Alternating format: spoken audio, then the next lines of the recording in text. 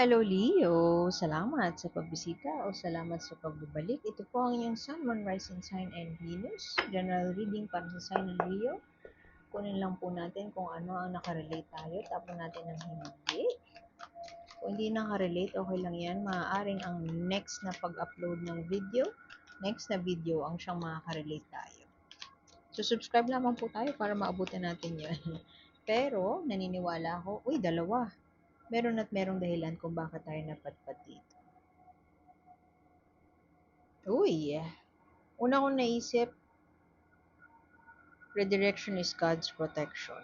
Maaaring may isang venture ka na hindi naging successful, pwedeng na-lay off ka sa trabaho. Actually, pwede din to na hindi successful yung naging relationship mo. Pero na-redirect ka into something better. So, kung na-lay off ka sa trabaho, nag-fail ang isang pwede din business venture eh. May na-discover kang something na parang pwede mong pagkakitaan. Pwedeng nagkaroon ka ng business idea kasi yung pain point na naranasan mo noon, tinurn mo siya into something golder. Tinurn mo siya into something na magandang business idea at magiging opportunity siya sa'yo para mag-create ng pera. Pwede din naman na you are in the process ng layoff o parang hindi mo alam kung saan ka patutungo when it comes to your finances, when it comes to career. Pero darating ang time na mag-figure out mo how to handle your finances well. Yung failure na naranasan mo ang siyang mag-direct sa'yo into something na para magiging fruitful, Leo. Pwede din naman na na-layoff ka tapos parang naisip mo gusto mo maging influencer na lang or gagawa ka na lang ng content and so magpo-full-time ka doon and then makukuha mo na yung return on your investment. Pwedeng ganun eh. Ooh, this is so nice. Maganda siya kasi this is world card. Ibig sabihin, it's time to shake things up.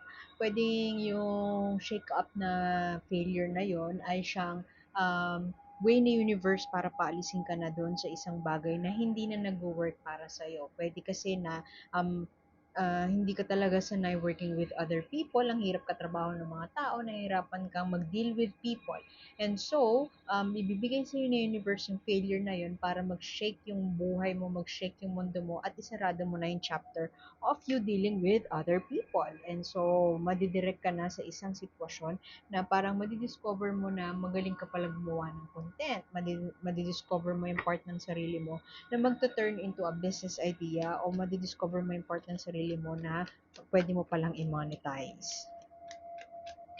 Mukhang kaperahan ang ni Leo ngayon. This October. Oh, nice! Tingnan mo, lumabas pa yung Queen of Pentacles. Balance. A stable home life. Stable finances. Queen of Pentacles, ito ay stability. Pwede naman na you are dealing with Capricorn, Taurus, Virgo, o pwede din naman may Capricorn, Taurus, Virgo sa chart mo.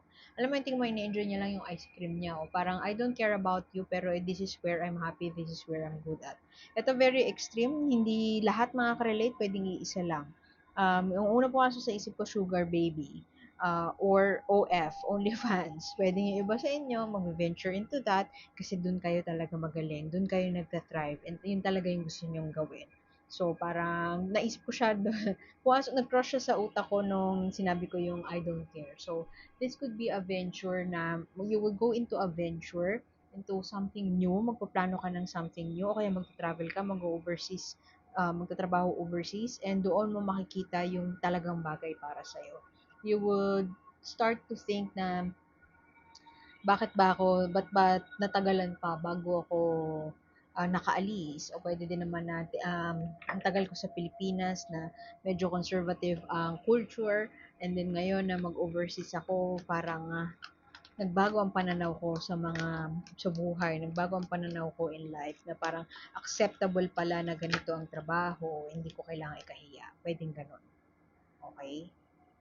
Medyo matagal pa ang proseso, pwede din na mawawalan ka ng pasensya as you build your wealth, pero relax ka lang kasi impatience to. Oh.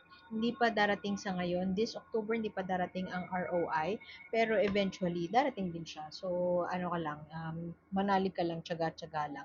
Sitting in the middle of your reading is this Queen of Pentacles nga. So, stability, financial stability, stable home life, everything will be stable. So, congratulations na agad, Leo.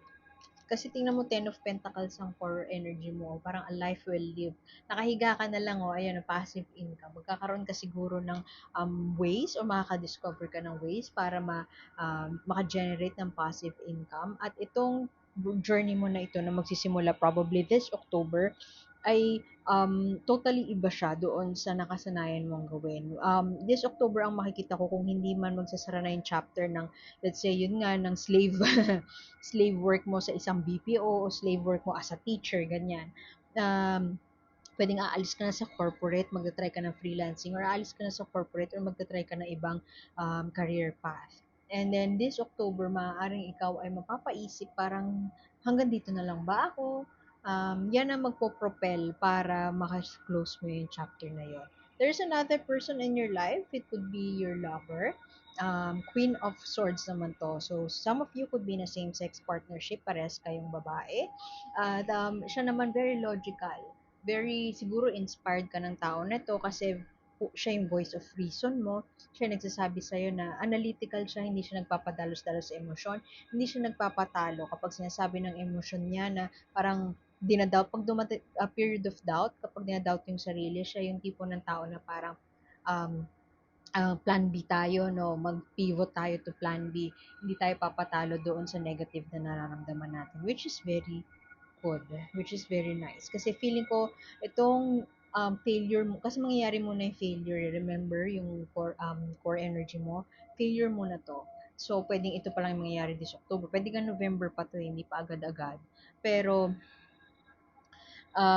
mukhang yan ang magdadala sa'yo ng parang sadness o parang hanggang dito na lang ba ako, self-doubt, di ako natutuwa kung nasan ako, ano nangyayari sa buhay ko, yung ganon. Ida-doubt mo yung sarili mo, ida-doubt mo yung journey mo, ida-doubt mo yung mga tao sa paligid mo. Pero itong tao na to, malamang hindi mo siya pinapakinggan, pwedeng nanay mo din to eh. Somebody older, somebody wiser than you, pero pwede din nga na partner. Nasabi kong partner kasi parehas kayong queen na lumabas. Hindi ka page eh, hindi ka student of life. Alam mo na rin kung ano yung gusto mong gawin in life. Very grounded. Somebody who is grounded, financially stable, o pwedeng parang hindi siya basta-basta padalos-dalos magdesisyon. Pwedeng hindi din ikaw yan, Leo. At yung two women na yan in your life, not necessarily babae, pwede din naman na energy lang ng babae. So, um, pwedeng lalaki pero may pusong babae, yung ganun. Sila ay very influential sa'yo. Yung isa very logical, very analytical. Sabihin niya sa'yo na parang huwag kang papatalo dyan sa mga ano na yan, self-doubt na yan.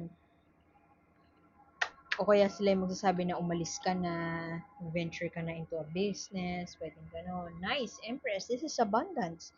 Pwede din naman sa inyo, what you see, yung iba sa inyo, very extreme to, what you see as failure ay blessing para sa iba. Ano yung example nun? Kasi itong card na to, this is for fertility. Pwedeng yung iba sa inyo mabubuntis, tapos parang feeling nyo, shit, hindi ako handa, ayoko nito, masisira nito yung buhay ko. Pwedeng yung iba sa inyo ganun ng opinion. Pero yung mga tao sa paligid mo, sasabihin na parang yun lang, na dahil lang doon na sisiraan ka na ng bait. Dahil lang doon na sisiraan ka na ng ano, ng kumpiyansa sa sarili. So, um, tiwala lang, be patient. This is Empress. Maganda to end your reading kasi abundance is coming. This is an affirmation of this abundance, a life well live, o kaya yung mga parang overflow of siksik-liglig umaapaw na milagro, pwedeng ganyan, siksik-liglig o umaapaw na blessings na ibibigay sa'yo. Kasi medyo may shake up nga eh. Tingnan mo to, judgment, major arcana pa ah. So, ibig sabihin, judgment tsaka world card, magkasunod yan sa hero's journey, sa tarot, sa mythological journey, sa major arcana. Makapaisip ka parang hanggang dito na lang ba ako, i-assess mo ano nang ginagawa ko sa buhay, ano nang naitulong ko sa iba, asan na ako in my life. And yung resulta niyan, kumbaga parang pag napunta ka sa langit, 'di ba si San Pedro, tatanungin ka, anong nagawa mo sa earth, may nagawa ka bang maganda, blah blah blah. And then the world card is yun na, yung bagong chapter na ng buhay mo. Hindi yan bagong chapter kasi pa-close pa lang yan eh. Yan pa lang yung end of the journey. of a certain chapter in your life. So kung ikaw dati ay corpo slave o ikaw dati ay isang teacher na mababa ang sahod, pwedeng magre-resign ka o pwedeng aalisin ka sa trabaho, ang tatanggalin ka at yun ang magiging redirection mo towards finding your own path. Kung hindi ka nakikinig sa mga kaibigan mo, time to listen. Kasi it's a creative, siya top 333. Parang meron kang binubuong vision, creative vision, may minamanifest ka into the world. You need more patience and you need to listen to your inner wisdom. Kung may kutob ka na kailangan mo nang umalis ngayon na, kailangan mo na mag-venture into a business, kailangan mo nang mag-invest into something, now is the right time. And there are people around you who support you. Babae sila. Queen sila. Very logical. So, kung hindi mo kilala kung sino tong mga to, find that logical and yung friend mo na nagbibigay sa'yo ng sage advice, ganyan. Pwede din naman na Taurus, Virgo, Capricorn, or Libra, Aquarius, Gemini. Yung mga tao na yan sa paligid mo, sila ang magbibigay sa'yo ng mabuti ka nga, yung iba walang ganyan sa readings nila.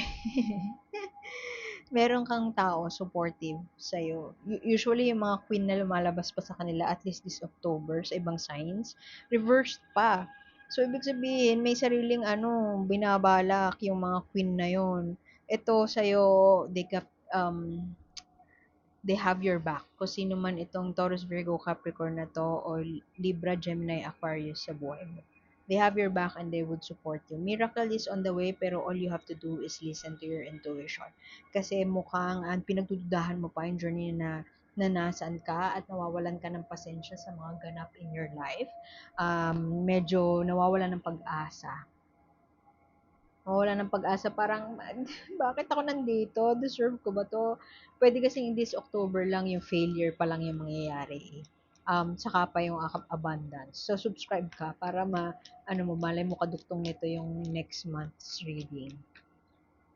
So, yun. Kuha na tayo ng oracle message para sa'yo. Babasahin ko yung description nito. Itong deck na to ay para siyang Dungeons and Dragons yung inspiration ng author dito. So, medyo may kalaliman ng konti ang mensahe niya. So, tingin ko, mas mabibigyan ko ng justice yun kung babasahin ko. The Sentinel, determination, certainty. Oh, tsaga-tsaga, be patient. Saan na yun?